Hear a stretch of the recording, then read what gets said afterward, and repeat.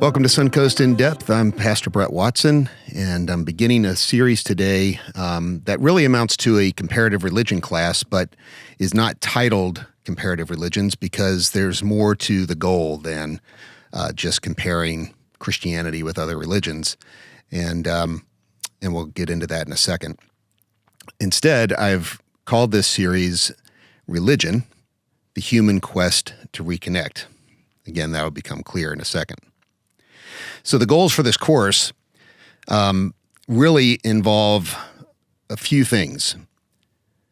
I want to see people gain a better understanding of reality overall, and a better understanding of religion, which plays such a huge part in every society's makeup. So, and their cultural makeup, and then even on a personal level. So the other thing that I want wisdom to be derived out of that knowledge, grasping concepts and tools that help us in our own spiritual transformation.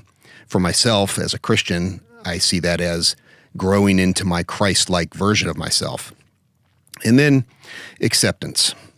And this is actually why religion is taught in the universities. It was to produce acceptance in the cultures that were, because of being democratic, most of them, had a lot of different people groups involved. They're melting pots, right? So differences between religious beliefs were something that had to be dealt with. And so teaching people about other religious traditions helps with getting rid of ignorance. And ignorance always breeds fear and hate, and understanding, on the other hand, breeds tolerance, kindness, and love. So that is kind of a summary of the goals for this class. And this will be the first one. We're going to be looking at the what religion is and the history of religion, which I think is fascinating stuff.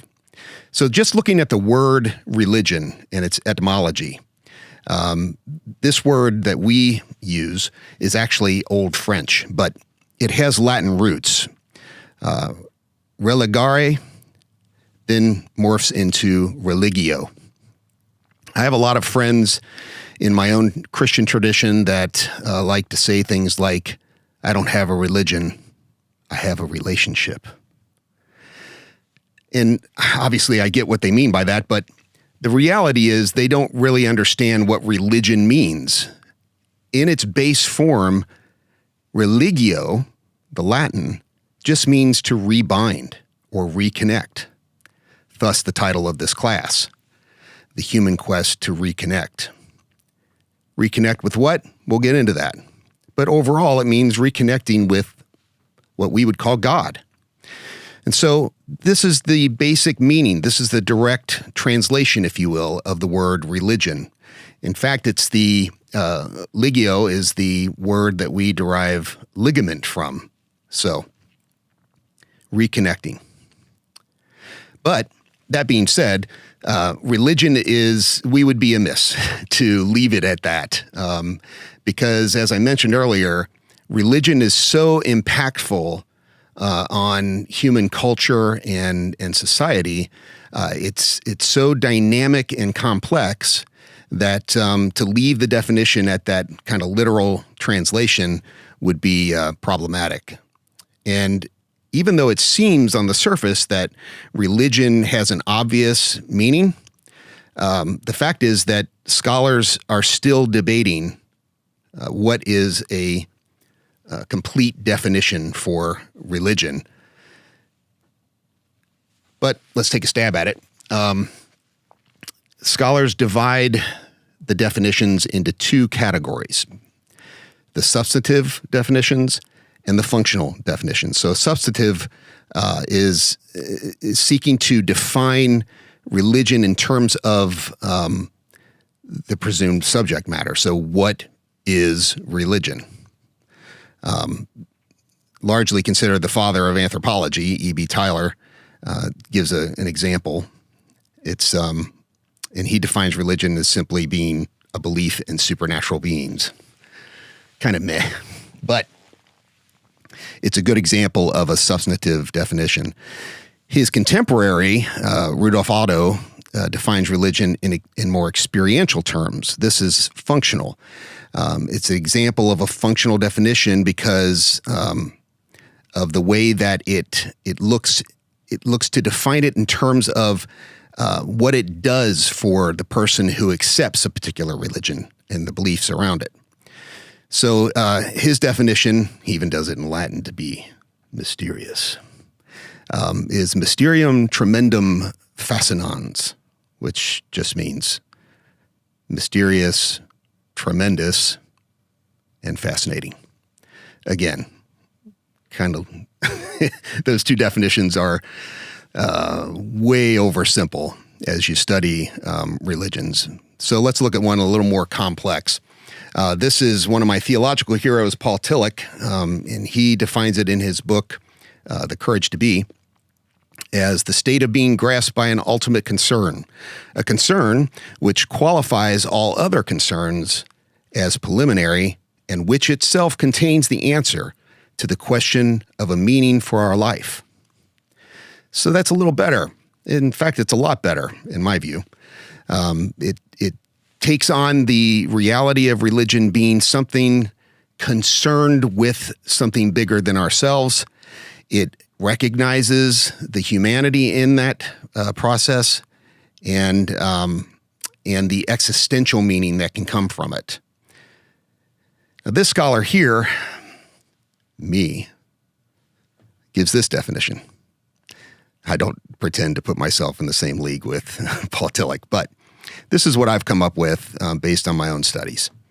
The human quest to connect or reconnect with ultimate reality and to attain existential meaning by intellectual, physical, and emotive means of study, ritual observance, and contemplative practices. So there's my definition. Hope it's helpful. In the class that meets in person, we can break that down a little further if need be. So now let's get into the history.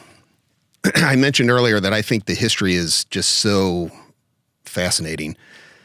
And admittedly, I am a nerd with this stuff. But if we were to look at the concept of sacredness and the practice that we refer to as ritualistic, we can go so far as to even see this behavior in our nearest animal relative, in chimpanzees.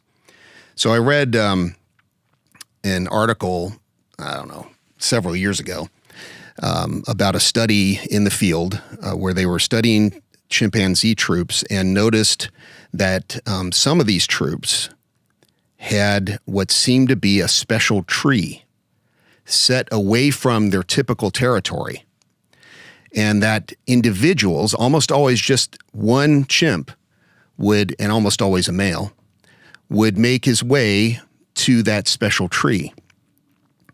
And around the tree, for these different troops, unassociated with each other, around the tree, there would be these large rocks.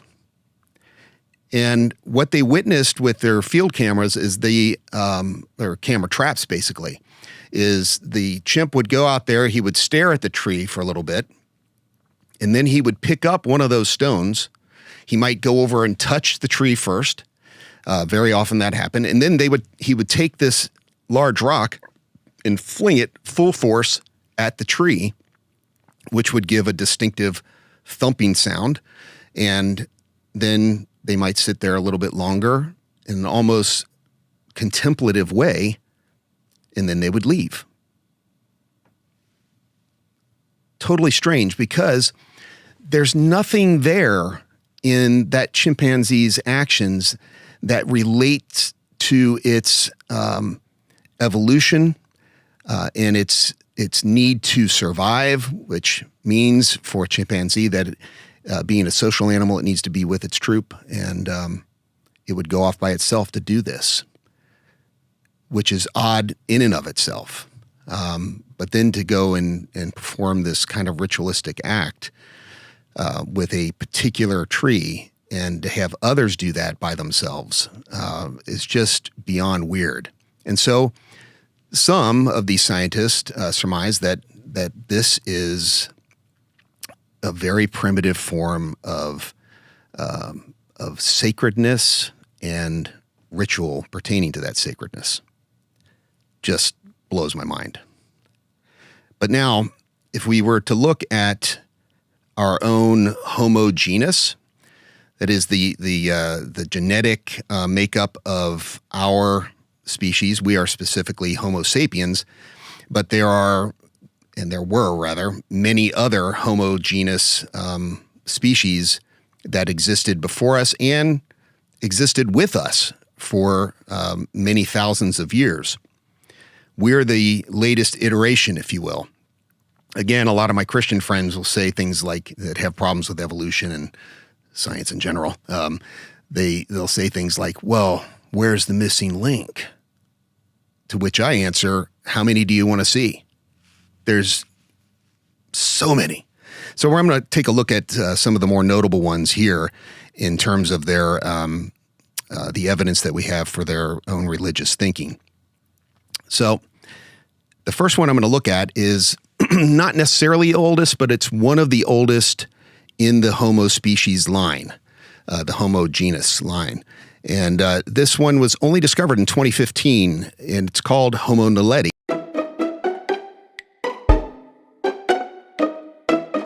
Because of the cave that it was found in. In 2015, there were two amateur cavers that made their way into a well-known cave system called the Rising Star Cave near Johannesburg in South Africa. They happened to be two very small men, and they found an opening that they know most people couldn't fit through, but it turned out that they could because of their own small stature. So they dared, I don't know how they did this, but they dared to go into this tiny hole that was only about 10 inches high, and they squeezed through it, and they found themselves eventually in a large chamber with a lot of really cool geological features that were later named the Dragon's Back. And so there was this big sloping area in front of them. And so they made their way up that slope, and they found another equally small passage. They decided to squeeze through that. Much longer, and there was a drop involved. And so they lowered themselves down into this chamber that they know no one had ever seen. And so they started digging around in there, and they found the beginnings of this fossil evidence for a brand new species of Homo genus, later named Homo naledi. The lead scientist, in fact, had to put out a Facebook ad to try to find scientists that were small enough to fit into those caves in order to study these remains and bring them out for further study. So they got several tiny females that were paleoanthropologists and other scientists, and they excavated the site, and they're still doing that to this day. So a great number of fossil remains were found, and when they put these remains together, they found that this is a distinct species that had never been seen before. That in and of itself is fascinating, but when you consider the fact that these beings who were so anatomically similar to humans in that our feet were almost identical to theirs, hands almost identical, their shoulders were more ape-like, their skulls were leaned toward the human side, and then also had ape-like features as well. They had much smaller brains, a little larger than chimpanzees, but nevertheless, it was clear as the cave was further investigated that there was no other access to this small chamber, which means that these beings, first of all, found this. They weren't much smaller than us. They were about 4'9" on average. They found this very secret cave, and they made it a point to bring their dead to that secret spot. So this smacks at some kind of belief that there's something sacred about their dead friends and family. So there's some kind of burial ritual going on here. At least that's what some of the anthropologists surmised from the evidence. There was no evidence of predation. So it's not like prey, that they were brought in here by an animal. In fact, no other animal skeletons were found except for small rodents and one owl, strangely enough. So fascinating. The species, they estimate that they found, at least the remains that they found there, were 335 to 236,000 years ago. But they don't know, because they haven't found any other Homo naledi anywhere else, if that's when they began. So they could have started their evolution around 2 million years ago, for all they know. Nevertheless, it is one of the oldest members of the Homo genus, and the fact that they had to navigate these extremely difficult caverns to place their dead in the Di Naledi chamber smacks at the idea that they had some kind of religious notion of the world. If we move on from them and look at the most successful, hands down, the most successful Homo genus species that the world has ever seen is Homo erectus.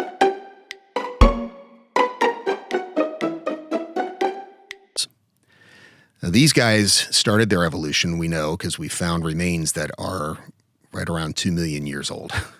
So they were around for a long time. In fact, they were around when we were around. So we cohabitated with Homo erectus. They were extremely successful. They populated almost all of Africa. They went across the Middle East. They went up into Spain, modern-day Spain, France, even found remains of Homo erectus in England. They went as far east as New Zealand and that string of islands there. Just really very, very successful as a species. We know, because of the evidence surrounding their remains, that they were proficient with stone axes and spear points. We've even found shafts that were probably spear shafts, and we know that they used fire.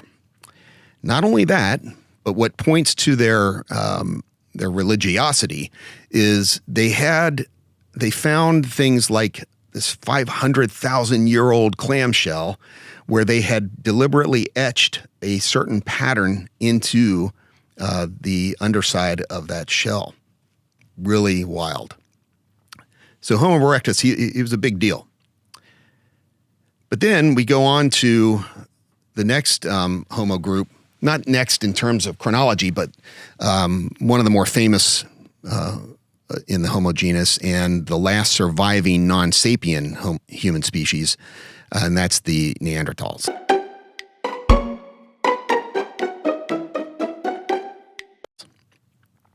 So Homo neanderthalis began their evolution, as far as the evidence tells us, from 335,000 years ago to just 40,000 years ago. So we definitely lived with them. We know from DNA studies now that many of us have a very small percentage of Neanderthal DNA. So there obviously was a lot of interaction between Homo sapiens and Neanderthals. We know we have tons of evidence for their use of tools and fire. We know that they buried their dead and were much more acrimonious about it than other Homo species. And they also produced art. And this is a big one. Spiritual concepts are best conveyed, it seems, by art and later then by stories. And so we find evidence of Neanderthals actually creating cave art. They did the same thing that we see in Homo sapien cave dwellings, where they would take the dye that they had made up and spit it at their hand as their hand was pressed against the cave wall, leaving their mark.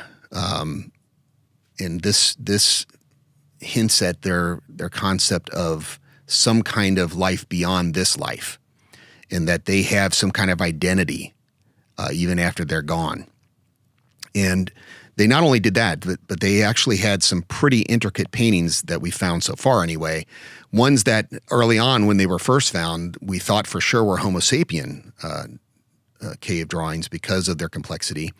But it turned out that as we developed our dating techniques, we found mineral secretions that were younger than the painting themselves because they were on top of it. And when those were dated, they were dated beyond a date that would have allowed for Homo sapien settlement in that area of the world. So we know that the paintings were even older than that mineral seepage. So this had to have been done by Neanderthals. Moreover, there's plenty of Neanderthal evidence around that site anyway. So these guys were a big deal too, and very closely related to us. And then we come to ourselves. Oh, well, I should give honorable mention to Homo floresiensis, only because I'm a Lord of the Rings fan and they've been nicknamed the Hobbit. Very small stature. They suffered from insular dwarfism like other animals on the island.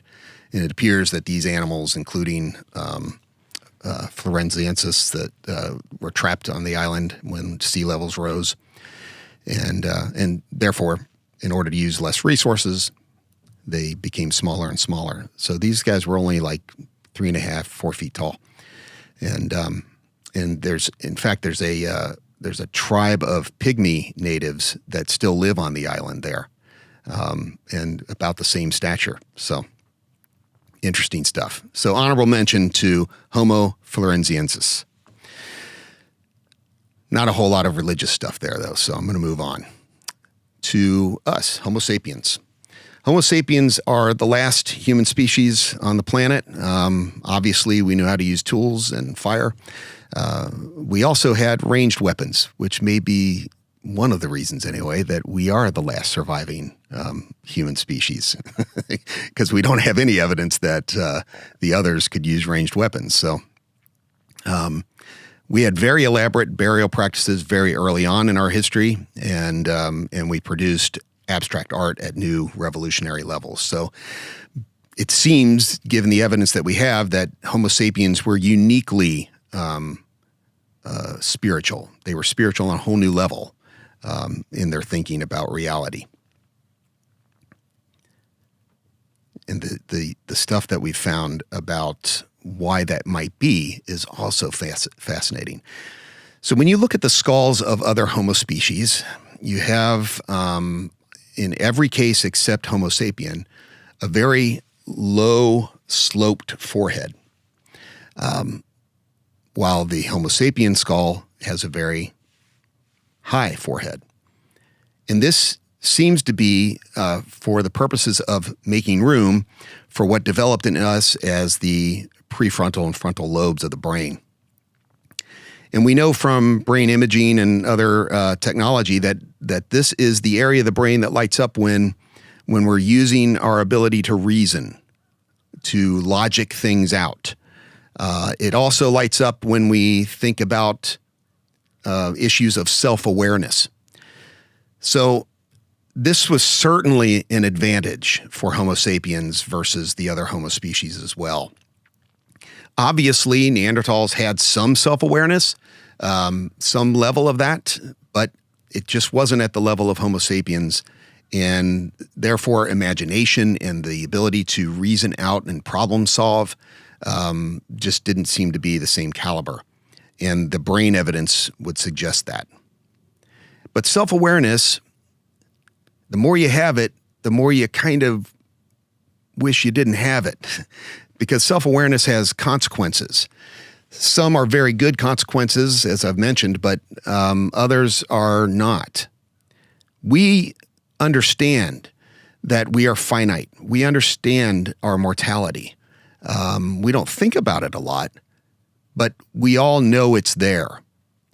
When I get home today, my dogs are going to greet me and they're going to jump all over me and they're going to kiss me and so on. So they have a little bit of those qualities that we would consider human, right? They love things. They love us. In fact, they act like we're rock stars every time we walk in the door. But they never sit and ponder the fact that they exist.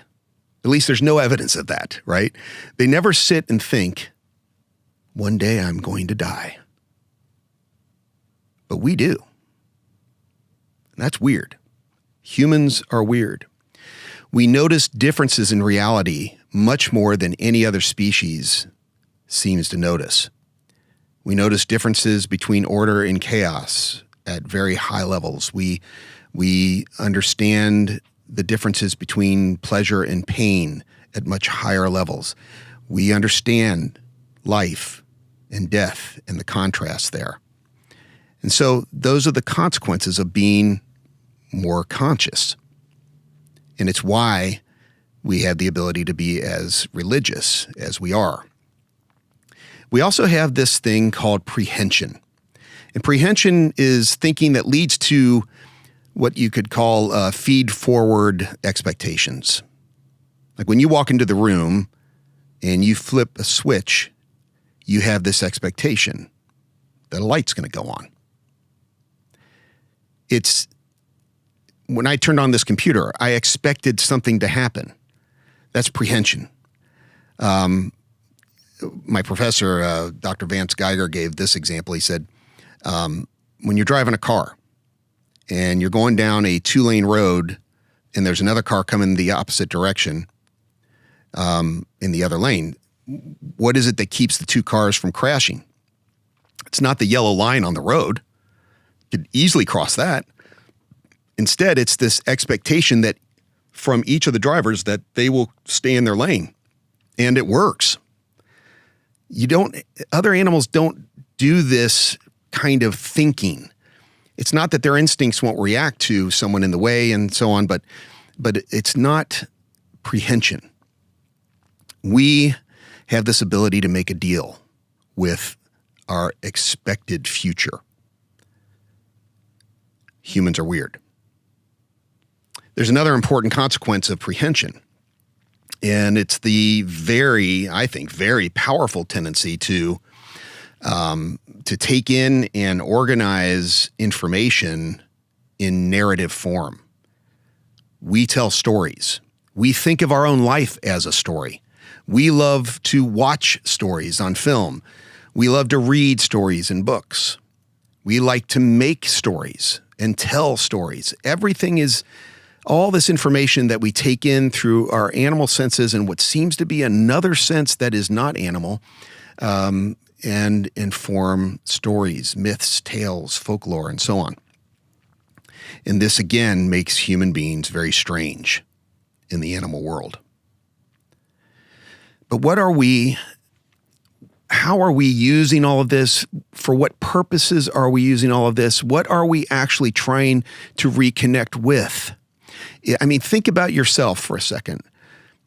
Isn't it strange that you think, it almost seems innate, you think that there's something more to reality than there is? This is just human. We don't think about it much because it just seems to be natural for us. Most people on the planet, even in our enlightened world today, modern era, most people still believe that there is something after this, that consciousness goes on. And that just comes from this feeling, right? And yeah, we could possibly write that off as just our innate desire to survive, part of our evolutional development. But it seems like more than that to most people. So what are we trying to connect with then? It seems to me that what we're trying to do is we're trying to reconnect with something that we once had a connection to. In some ways, we could say that we're connecting with a future that used to be our past. When we look at early hominids, we saw them bargaining with the future and bargaining with the powers that they perceived to be behind all of the unknown and the uncontrollable, the chaotic. And so they began a practice of sacrifice. They would sacrifice food for times of scarcity. In other words, they wouldn't eat everything right away. They would store it. They would sacrifice, more on the spiritual level, they would sacrifice to the spiritual powers that they perceived of the unknown. And they would do so. You can see this in evolution, that we saw the benefits of sacrificing, like saving food for later, in our survival. And so we seem to have assumed that sacrifice is a good and powerful thing for us to have, for us to practice. And so we began to sacrifice material things to the spirits that we perceived to be inhabiting all of the unknown. We even sacrificed humans because it became clear that the greater the sacrifice we made, the better our future could be for it. And so we would take our most dear possessions, our children, for example, sacrifice our firstborn, that kind of thing. Animal sacrifice, especially as agriculture came into play, we would sacrifice those beasts that were very valuable to us to the gods so that we could manipulate somehow the reality around us for our benefit. And we developed elaborate rituals. All religions are filled with them.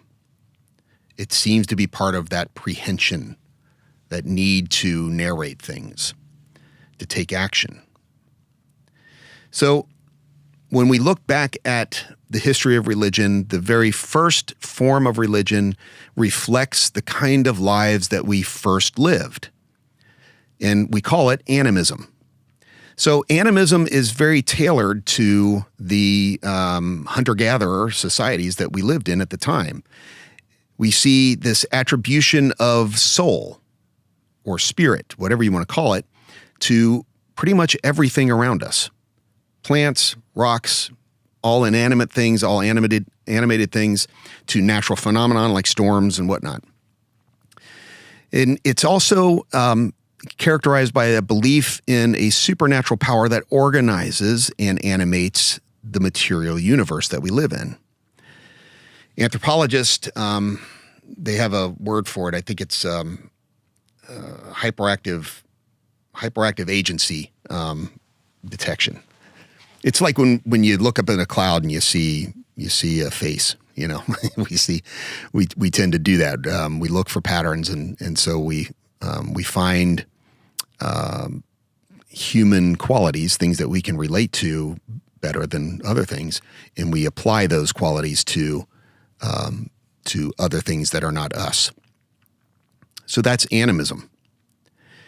And what is clear in all the archaeological data and whatnot is that they had a model of reality that included both the material world that we lived in and this unseen world that was actually a more powerful place. It's where the chaos that we perceived as chaos anyway stems from. And it is inhabited with great power. It is inhabited by very powerful beings. And there is kept the secret knowledge of why things are the way that they are and whatnot. But humans, largely because of prehension, came to believe that they were uniquely able to access that spiritual part of reality. And so they would try. And the desire there that drove them to try is the use of that unseen power.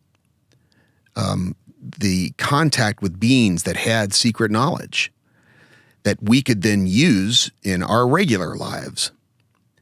And the means of access, I mentioned some of them, but it morphed more and more into prayer, ritual, and then achieving transcendent states of consciousness through either deprivation, like fasting and long meditation bouts, and then or sacred dance, where you just exhaust the body. You can reach these transcendent states of consciousness. Or they would use, many of them used psychedelics. I'm not promoting that, but I'm not condemning it either. Anyway, so there was a lot going on there in animism, and but it clearly developed out of our situation, our circumstances living as hunter-gatherers. But then there was a transition, and that transition seems to have taken place, given the evidence that we have, with the discovery of a place called Göbekli Tepe. It means Potbelly Hill because of the hill that these artifacts were found in. This turned out to be a huge megalithic site, and then when we were able to date it, we found out that it was a place that was going to turn our whole history on its head. Because prior to this discovery, we were all, I remember this in school, we were taught that human civilization began between 10 and 6,000 years ago. Well, Göbekli Tepe tells us that civilization started much earlier. In fact, there have now been sites surrounding this site that are even older. And give us evidence that we had already domesticated animals and had taken up agriculture practices some 14,000 years ago. So it doubled it. So, like I said, it changed our view of history completely. That site is found in modern-day Turkey and many of the other sites. And so far, they are the oldest archaeological megalithic sites that we have found so far, and at least verified as human built. Huge complexes, and of particular interest to our study here, Göbekli Tepe is it's obviously a sacred site. People didn't live immediately around it. They would take pilgrimage to this site. And at that site, they would have encountered massive stone walls that were formed into kind of like spiral patterns. And within the middle of these giant megalithic, multi-ton, like as large as Stonehenge, rocks that were carved into T-shaped patterns. So structurally they were nonsensical. They only had a sacred meaning. In fact, the reliefs and the sculptures that they had there were so intricate, so advanced in terms of their artistic qualities, that they're just mind-blowing that they're that old. Because again, remember, we thought that we were still in the stage of hunter-gatherer, but this was clearly not the case. And so people would travel to this and they would run into all of these structures. We know that we've only uncovered a small percentage of it. Because of ground penetrating radar, we can see that there are many, many, many, many more of these circular structures and pillars, and who knows what we'll end up finding. We've got to go pretty deep to get there. This sacred site was, they've now concluded that it was purposefully buried, as if they were burying it to protect it from the ravages of time. Again, a clear indication that they saw the role of that place as being a place to peer into the unseen spiritual realm, and therefore sacred and precious. And so they were preserving it from something, only for us to find it in the late 90s. So really wild stuff. Oldest sacred site that we've uncovered so far. So this is the transition. This is where we see the transition happening from animism to agricultural religion, as it's known, where animism was tailored to hunter-gatherer, nomadic societies. It was more egalitarian. It was shamanic in nature, so there wasn't this vast hierarchy of priests and so on. Humans are just seen as part of the whole. Humans are participants in reality, but they're just participants in it. They're not anything necessarily special about it. It's far less structured. Spiritually, the spiritual is integrated into everything, and chaos is the focus. Spirits inhabit everything. Non-human spirits are seen, animal spirits are seen as equal with human spirits. But then when we get to the advent of agriculture, we see this changing in very stark ways. This is tailored to agricultural society, sedentary society. It's much more hierarchical because if you're going to settle in a place, then you need to have organization. You need to organize manpower. You need to have hierarchies that pigeonhole people into certain places and jobs to make sure that the society can continue in that one place, because you're not now going after the resources wherever they are in the world. You now are creating the resources where you have decided to stay. And this obviously needs a lot more organization.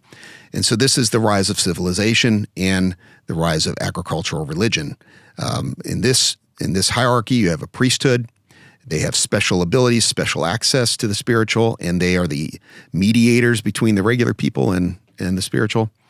Humans are now, they suddenly become the pinnacle of creation instead of equals with other animals and their spirits. Humans are the caretakers, the stewards of creation. So everything becomes much more structured. We see the advent of temples to create this sacred space, and order is the focus instead of chaos. Humans are special because they can bring order to the chaos. And spiritual beings, they're separated into categories in their own hierarchy. Higher beings are almost always anthropomorphized because we're special. So this is the difference between animism and agricultural religion. And these are the religions that we're going to study in this course. We're going to look at Hinduism, Taoism, Buddhism, Judaism, Christianity, and Islam. We're going to take several weeks to do this. All of these, though, all of them, what they all have in common, indisputably, is they are agricultural religions. I'm going to use the quote to close this out from Yuval Harari's book, Homo Deus. He says, "Humans thus committed themselves to an agricultural deal. According to this deal, cosmic forces gave humans command over other animals, on condition that humans fulfilled certain obligations toward the gods, towards nature, and towards the animals themselves. It was easy to believe in the existence of such a cosmic compact because it reflected the daily routine of farming life." And we're going to see why these religions are agricultural in nature, but we're going to look much deeper into their esoteric sides as well. So we'll be running the gamut with them. We'll be looking at the way that they are very similar in many ways and at their differences. And as I mentioned at the beginning of this class, that we're going to gain through that understanding a greater degree of tolerance, kindness, and love towards those who we consider the others. Thanks for watching.